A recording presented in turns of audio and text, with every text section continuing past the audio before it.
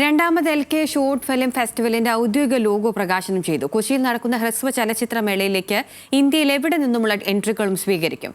അടുത്ത വർഷം ഏപ്രിലിൽ കൊച്ചിയിൽ വെച്ചാണ് മേള സംഘടിപ്പിക്കുന്നത്.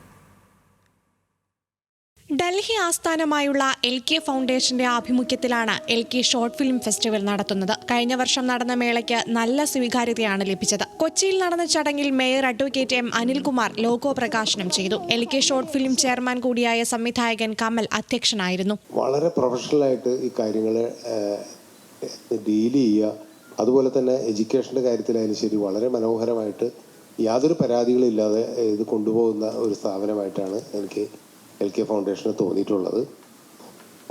അതുകൊണ്ട് തന്നെ വീണ്ടും ഇപ്പോൾ ഷോർട്ട് ഫിലിം ഫെസ്റ്റിവൽ തുടങ്ങുന്ന സമയത്ത് രാജേഷ് എന്നോട് ഇങ്ങനെ അതിൻ്റെ ജൂറി ചെയർമാനായിട്ടിരിക്കുമെന്ന് ചോദിച്ചു. ആദ്യത്തെ എഡിഷൻ്റെ എനിക്കത് നല്ല ഒരു മൂവായിട്ട് തോന്നി. സിനിമാ താരങ്ങളായ സിദ്ധാർത്ഥ് ശിവ, രാജീവ് രംഗൻ, ആശ അരവിന്ദ്, അനുമോൾ എന്നിവർ ചടങ്ങിൽ പങ്കെടുത്തു. സിനിമാ മേഖലയിലേക്ക് കടന്നുവരാൻ ആഗ്രഹിക്കുന്നവരെ പ്രോത്സാഹിപ്പിക്കുന്നതിന്റെ ഭാഗമായാണ് മേള സംഘടിപ്പിക്കുന്നത് എന്ന് ഫെസ്റ്റിവൽ ഡയറക്ടർ രാജേഷ് പുത്തൻപുരയിൽ പറഞ്ഞു. അടുത്ത വർഷം ഞാൻ ഗോകുലം തന്നെയാണ് പ്ലാൻ ചെയ്യുന്നത്. 2 ദിവസമായിട്ടാണ് ഫെസ്റ്റിവൽ പ്ലാൻ ചെയ്യുന്നത്. അതുപോലെ എല്ലാ വർഷവും 2025 കഴിഞ്ഞു, 26 അങ്ങനെ ഓരോ വർഷവും വളരെ ഒരു ദിവസം 2 ദിവസം എന്ന് കൂടാതെ തന്നെ ഫീച്ചർ ഫിലിംസും അതുപോലെ ഷോർട്ട് ഫിലിംസിൻ്റെ മറ്റ് കാറ്റഗറീസ്, അതുപോലെ ഡോക്യുമെൻ്ററി ഫിക്ഷൻ ഫിലിംസ്, കോമഡി, ഒരു 10-15ഓളം സബ് കാറ്റഗറീസ് ഉണ്ട് ഷോർട്ട് ഫിലിംസിൽ.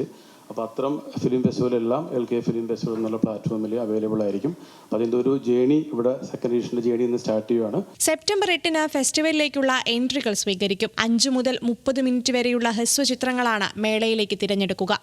ന്യൂസ് മലയാളം, കൊച്ചി.